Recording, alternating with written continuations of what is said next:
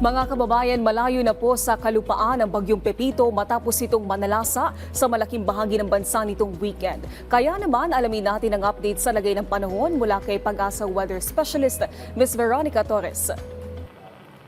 Magandang tanghali po sa inyo pati na rin sa ating mga taga-subaybay sa PTV4. Ito ang si Pepito ay isa na lamang severe tropical storm sa may West Philippine Sea.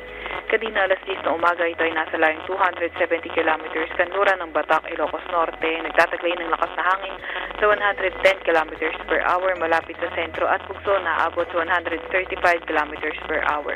Kumikilo sa direksyong west-northwest sa bilis na 20 kilometers per hour.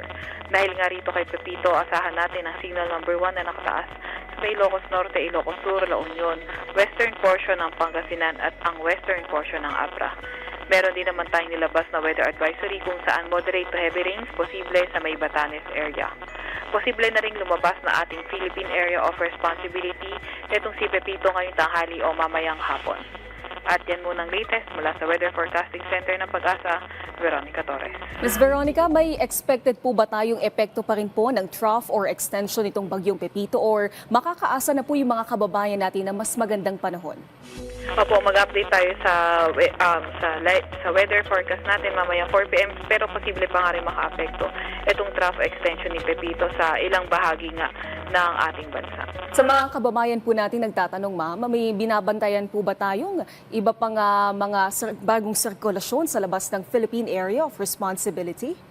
Sa kasalukuyan, wala naman na tayong minomonitor na ibang low pressure area or bagyo sa loob or malapit sa ating PAR. Opo, at para po makapaghanda po yung ating mga kababayan, may iba po ba tayong weather systems na dapat pang bantayan? At ano po yung epekto nito? Halimbawa dito po sa Metro Manila, medyo mainit na po ang panahon. So ngayon ay wala naman na tayong ibang weather system na namomonitor pero patuloy ang pagbantay natin sa northeasterly surface wind flow. Ms. Veronica, paulit na lang po, ano po yung mga areas na under signal number 1? Yung mga areas na nakataas na signal number 1 ay dito sa may Ilocos Norte, Ilocos Sur, La Union, western portion ng Pangasinan at western portion ng Abra. So gradually, pabawas na to ng pabawas habang palayo ng palayo itong si Pepito. Okay, maraming salamat po sa inyong oras, Pag-asa Weather Specialist Veronica Torres.